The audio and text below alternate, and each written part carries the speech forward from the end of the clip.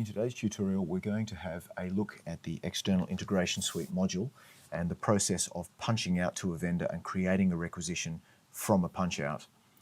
I'm going to log in as an administrator and create a new requisition. Now, if you have the External Integration Suite already incorporated and configured within your ARM solution, you will see an option here for punching out. And when I click this button, what I'll see is a list of all of the vendors that we are currently configured to punch out to. Now, the process of punching out is quite simple.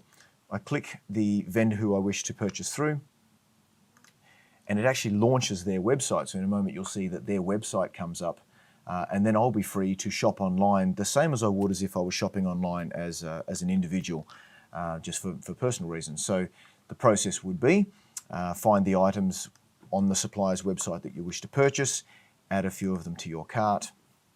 And while we're doing this, one of the real big advantages of the External Integration Suite and punching out to a supplier is that all of the catalog items on this website are, they're tracked and they're updated and they're maintained by the vendor themselves, which means it doesn't have to be done by your organization. So that's going to save a whole lot of time and frustration. You'll be ensuring that, that the pricing for the items that you're requesting are going to be correct and all of the product SKUs are correct, and because it's being maintained externally by that vendor. In any case, once I'm done adding the items to my cart, I'll click on the shopping cart to see what I've purchased. And now, typically, if I was an individual just purchasing for myself, the next step would be to proceed to the checkout. I would enter my credit card details and then I would have a confirmation of payment, etc., etc. However, the vendor's website, in this case Office Depot, it knows that you have logged in from the ARM system and it's a B2B transaction. And so what it's doing is not only providing me with whatever pricing I may be privy to as a business, but when I hit the checkout button, what actually happens rather than proceeding to the payment page is that this website will now close and any items that I have in the cart will be exported back into ARM as requisition lines.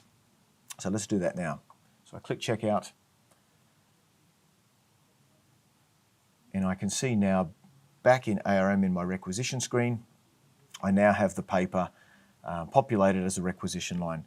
Okay, complete with the correct descriptions, product SKUs, obviously the supplier is correct, quantities, pricing.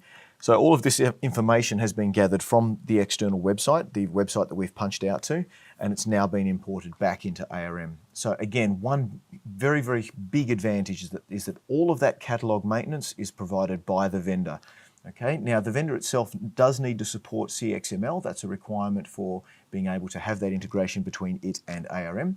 But once it's configured and once you've added your items from a punch-out, the process then would proceed as normal. So if you have an approval system configured within ARM, then when I submit this requisition, it would then trigger that approval and would have to go through that process the same as if it was a requisition that was generated purely within ARM itself.